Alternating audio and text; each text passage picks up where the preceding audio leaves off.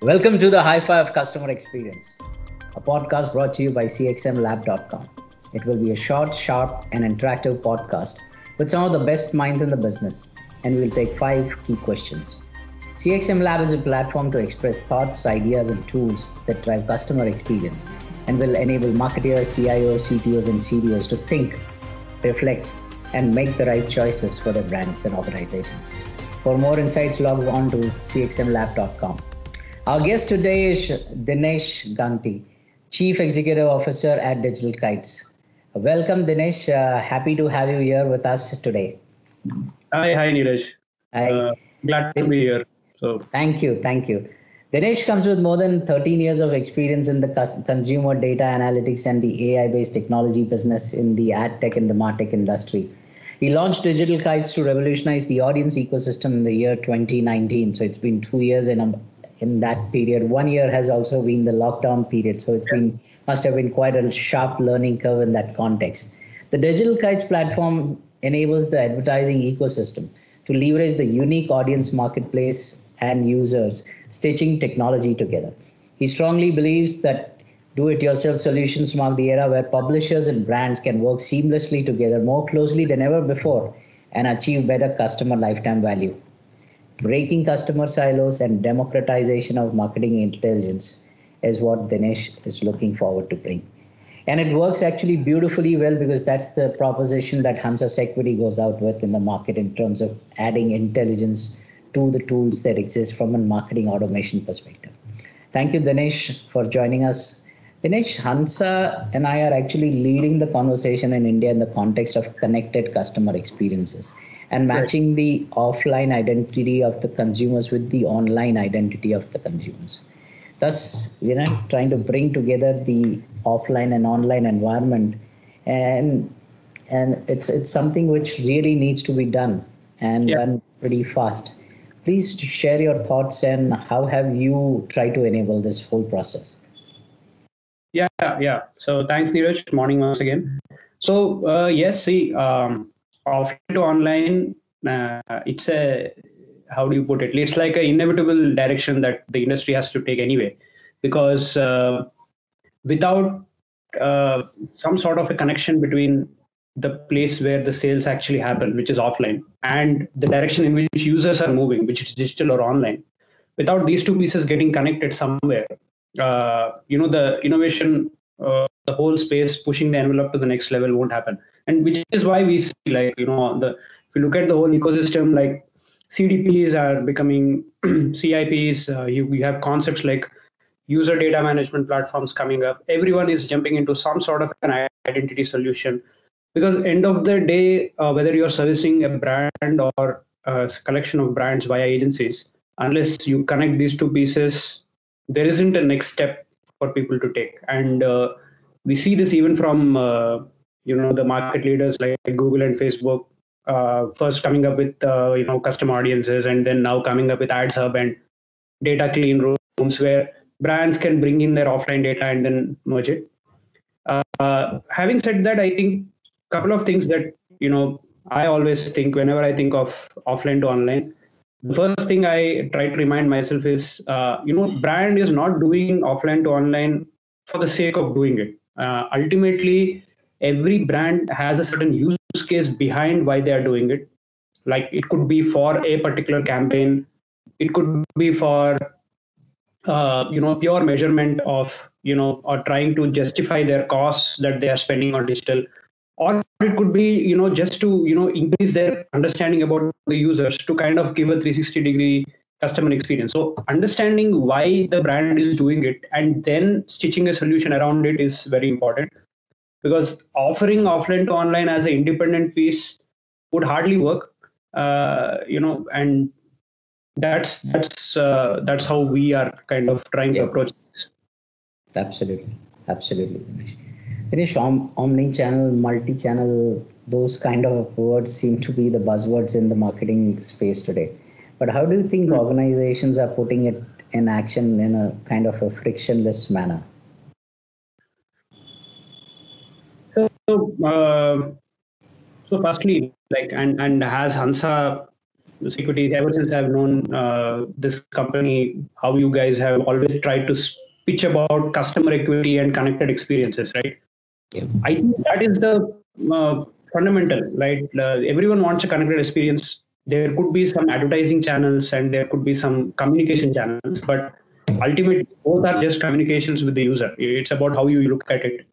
And today, I feel that there is, if an organization really wants to go out and do an omni-channel or a multi-channel experience, uh, there is a too many vendors that you need to stitch together.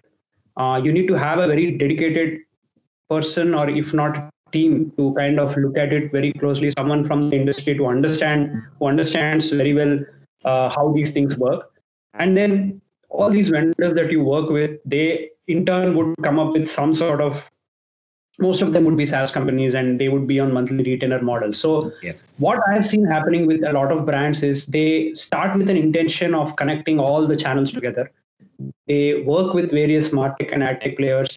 They perhaps buy some of the data in-house and stitch together their technology. But at the end of the day, because there is a continuous outflow of money going out, the person who is heading this project in that company, it's very hard for them to show a direct ROI. Like it's like this. So as we all know, right, it makes a perfect sense that if I see an ad of Nestle on TV, and if I'm then on my phone browsing, and if I see the same ad, then that's a good experience for me. Or let's say if I'm already a Kotak Bank customer, then showing me an ad not to become a bank customer again, but rather showing me something next level is always, it makes sense theoretically. But when you actually put the effort and stitch all these things together, and there is a certain cost that you have built up, then how do you show ROI? Like, how do you show that because I have followed the user across gadgets, my campaign actually did better, or my brand is actually now doing better than how it was earlier? So that is one challenge which is there, and we all know like attribution models are also kind of limited the way we are looking at it currently. So that is where I'm seeing that a lot of companies start off with that intention, but then 2 years later, somewhere they feel that, oh, we are spending so many X number of dollars on this, and then it's been 2 years. Yes, some good things have happened. We've done a couple of case studies, but it hasn't really shown anything in sales, right? And then they kind of tend to kind of put it in the back burner, say that, okay, maybe we are too early, let's come back to this, or something like that. So I think one very important thing, and I'm sure like you are right at the front of it, and you know how the digital ecosystem is kind of growing at that pace. If we can stitch together a solution which where the brand doesn't have to run around and they can consume it, in a sachet model, and they can grow along with it, and at the same time they can start measuring the bottom line and top line impact and grow organically, and let the digitization and the sales improvement go hand in hand. And that, if that is the approach, then I'm sure like this is a very big gold mine to kind of tap into. Yeah. Yeah. Dinesh, what is your take on the current MarTech stacks, and how should organizations and brands evaluate them also in the context of the, say, customer master data management in organizations? So this is one good thing that has happened. Martech and customer master data management. If you look 5 years back to where brands were with respect to managing the first party data, and if you look today, so much of content has been written around how first party data is important and how you should think about collecting it. And CDPs have done a great job. They have, because of their technology and their education, brands have now started to think, oh, this is how I should be doing it. And you see this trend all over. Like brands initially work with a vendor, they understand how to look at their first party data, and then they realize that, oh, maybe I shouldn't even give out my first party data. I should kind of keep it with me, and then they start building technology on their own. So I feel that that master data management piece, a lot of companies are in a very good shape right now. The digital first, they are obviously very good. Even the old school brands who are now becoming digital, they are also kind of catching up. One thing which here we should remember is, again, like this whole customer data management and martech stacks. And first, and one step being that you are kind of making sense of your own data, and then second step being you're now putting it into action through MarTech stacks.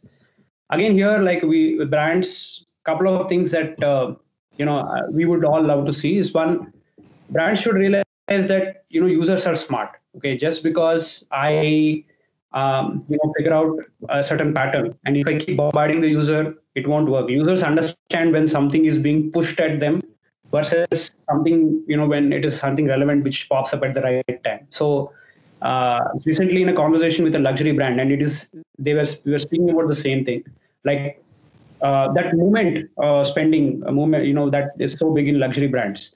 If you are there in front of the user at the right time, and that can only happen when you do your master data management right, and when you're connected it to your channels right. But that doesn't mean that you kind of push it and then say that, oh, I'm going to prove ROI, I'm going to send out so many messages, and then I'm expecting like sales to immediately bump up. I've never seen it work that way. And even the digital transformation that goes hand in hand with it, right? This also is never one size fits all. Like the brand has to definitely not forget what is their TG. Maybe their TG, for some of the brands, the TG is hardly digital, or the it is still very much predominantly driven by an offline or a store level visual sale, right? So look at the TG, look at the location, look at the languages, the region from where they come from, look at your strength as a brand, and then figure out what is the right level of digital intervention that you want to do. But I think that's how MarTech and customer data management are going together. But it's going in the right direction. Yeah, Dinesh, we are all looking at a cookieless world. 2022 is when Google will start removing the cookies. What happens to advertisers and what's coming next? And a lot of these platforms across the world are saying that they are ready to take on a cookieless world. What's your interpretation, and what's the real story behind all of this? Yeah. So firstly, so I've been very, very much talking about this on LinkedIn through articles and all that. Firstly, the problem is not the cookie. The cookie is just the beginning. And the problem is fundamentally that there were always only three stakeholders in the ad tech ecosystem. One is the brand, second is the technology companies, and third is the publisher. And the fourth stakeholder, which is the user, was completely left out.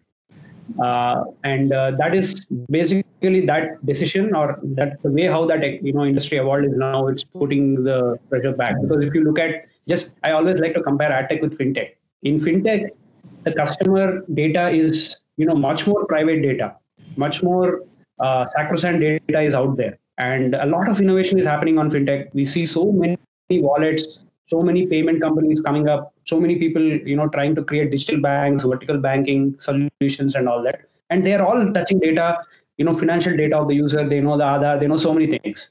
The only difference is that there the user is very much involved in what is happening. Whereas in ad tech, it's like it feels as if the user is not aware of what's happening. End of the day, some ad is being shown, and now that people have become aware that, okay, my data was actually being taken for doing all this, that's the real problem. And cookie happened to take the first grab the first attention, mainly because that is the major size. And at least on the mobile app ecosystem, advertising ID kind of emerged only for this use case. So people kind of feel that it's a bit okay compared to where cookie is. Cookie was never built for this. As we all know, cookie was built just as a browser storage solution, and ad tech started using it. So that is taking the first cut, and I'm sure like they will disappear. That's there's no doubt about it. Google will go ahead and they will launch their Flock solution. The Chrome will start sending summarized signals, and all the tech stacks have to adopt. If someone says that they have already adopted, I doubt it, because all the solutions that I see in the market right now, they are either trying to create one more consolidated ID, which anyway won't work. Some are trying to use like hashed emails or hashed mobiles as proxies, but they are meant for communication, not for advertising. So yes, there will be collateral damage. There will be a lot of tech stack which will go obsolete, and people have to reinvent. But if you look at the long run, I think it's much better for ad tech industry that this happens, because once this cloud is lifted, that this industry is not a black industry, and they're actually doing everything either with the user's involvement or in a way where user will have no issues with it. Once that's a globally accepted thing, then it will attract a lot more investments. It will attract a lot more talent to create startups. And also, like, if we think about it, 5 years back, we were never talking about connected TV or out of home, right? 5 years from now, advertising may move into your car. It may move into the radio of your car, which will also be connected to internet. It will move into maybe Google Lens or some sort of a solution like that. So definitely, Chrome deciding to send some signal or Safari doing it in a different way is currently what's happening. It's a knee-jerk reaction, but hopefully the industry sits back and thinks that I have to solve this at an ad tech level, not at a browser level. Because tomorrow I don't know what gadget it is. It could be a Google Home gadget, it could be Alexa, it could be whoever, and anyone can decide to venture into advertising. Like Samsung recently launching Samsung ads for their connected TV experience, right? So it could be anywhere. So the solution, I feel, as only has to be an OS level solution where the user login is consistent, and that's the only way it can kind of solve the problem. And it has to be a multilingual solution. It cannot be driven purely from the US or the European markets. Every country is now coming up with its own law. And end of the day, if you look at Indian perspective, also we have so many languages. So showing the pop-up on a browser in English won't really solve it. So it has to be an OS level where the devices, the phones, TV, everything has a language setting. So if it is embedded into that, that's I think my guess is that ultimately the solution will settle there, like something embedded into the OS, where the moment I buy a new gadget, I have a certain advertising setting that I can do, based on which the content I consume and the price I pay for it is all controlled. So that's how I think it will move. Yep. You spoke about Samsung, Dinesh. Are you aware of any other brands which are doing similar work in this space? Yeah, like Freewheel, Comcast, back in the US, and the whole thing of Warner Media being purchased by uh, AT&T, and then they are trying to stitch together a solution. So it's happening everywhere, right?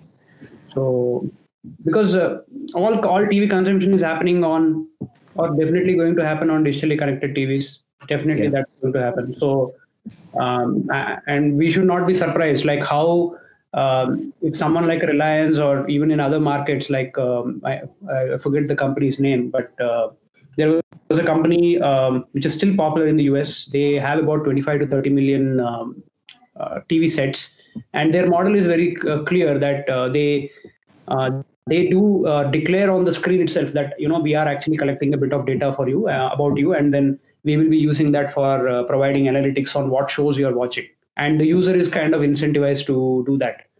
So won't be surprised if we start hearing about Reliance or someone, Geo or someone, coming up with TV sets which are connected and which have like the advertising freemium model inbuilt into it.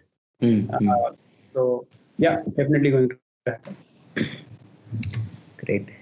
This logically, Dinesh, leads me to data monetization. And the data monetization market in itself, I mean, it was valued at 1.6 billion and is projected to grow almost at a 20% year-on-year growth, crossing 5 billion in the next couple of years. IoT, big data have been driving this growth in this data monetization market. In addition to this, as you said, a lot of brands are already picking up on the subject and trying to monetize the data that they are collecting over a period of time. What's your take on the data monetization market, and how do you see it evolving here? No, it is as we say, like there are only two things that you can exchange when you are in digital advertising. Either you have a space to show the ad, or you have some data, or you have both. Right, the space where you show the ad is generally with the publishers, and they get into inventory monetization. And someone who knows something about the user and wants to share that for a better advertising or a communication experience is generally in the data monetization space. So Facebook and Google, they do it on all their campaigns by default. All the targeting options that they provide to the brands, they're all nothing but data monetization, right? And now I feel that that will grow in a much bigger way. If you see along with Flock, the other concept of federated learning, where two companies can come together, share data with each other without actually revealing any sensitive data with either. Yeah. That kind of a concept will definitely evolve. We already see, few companies like Infosum was in this space and Xander acquired them. I'm sure similarly another company recently got acquired, I believe by Experian. So that space is definitely going to evolve. Brands sharing data with brands is at least in India and APAC is very, very less. The reason for that is there is no easy way of doing it. Same the case, brands, publishers sharing data with brands. Both of these things are, they have huge potential in actually doing a very wonderful job for a campaign, or for any advertising objective, for both the brand and the publisher and the user. All three of them actually stand to benefit here. But that it hasn't happened at such a big pace. And with our solutions in audience play for publishers, and we are now kind of launching a concept called workspaces, where if you are a big publisher and you want to create a private workspace where brands can come in and they experience all your targeting options just like how they experience it on Facebook. We are trying to create that sort of an experience now. So technology like this will evolve, and data monetization is inevitable. It's only the question now that if individual user identifiers end up disappearing, then obviously brands can still work with brands, because they are working at a CRM level. End of the day, they may translate it into hashed IDs, and then they may further encrypt it and go for federated learning. But end of the day, both can have a dialogue, because I have email IDs and mobile numbers, you too have email IDs and mobile numbers. So there is a way in which I and you can talk. But when publishers have to speak to brands with the individual IDs going away, I think there some depends on how Chrome goes and how open they keep the system. I'm hoping that they keep it open to the developer community, and everyone is allowed to build solutions using the same concept, and they don't kind of try to arm twist it because Chrome is theirs. I'm hoping that's the case. If that is the case, then some innovation can be expected there as well. Sure, sure, Dinesh. Dinesh, we actually, both of us are in the space of customer experience, and you very rightly pointed out that customer actually came last for a lot of these people, and is never at the center of everything that one needs to do. I think we as proponents of that thought process and putting the customer at the center of this entire connected experiences that we are talking about. What do you see in the next couple of years is the future of connected experiences? What are the 3-4 key trends that you see emerging? As I said, like someone coming up with a completely stitched solution, which actually exactly caters to what that brand requires. So until now, it has been like, I have a solution, and you take this box and you do whatever you want to do with it. I think that will turn around, and uh, companies will come out with solutions which are in the back end. It could still be talking to multiple vendors, but for the brand, it's like one single guy providing a single point solution. And the solution itself is completely married with the case study that that brand wants to explore right now. So I don't think in this space, if you push the brand to invest in the future, it will again fall back into the same thing that we spoke of. Like 2 years later, they will say, "Where is the ROI?" So I think it will go in a different way. It will go in a direction like brand wants to solve a problem right now. The connected customer experience is definitely going to be at the heart of what they want to solve. A solution will emerge from a company like Hansa, for example, to exactly tailor make and give it to the brand.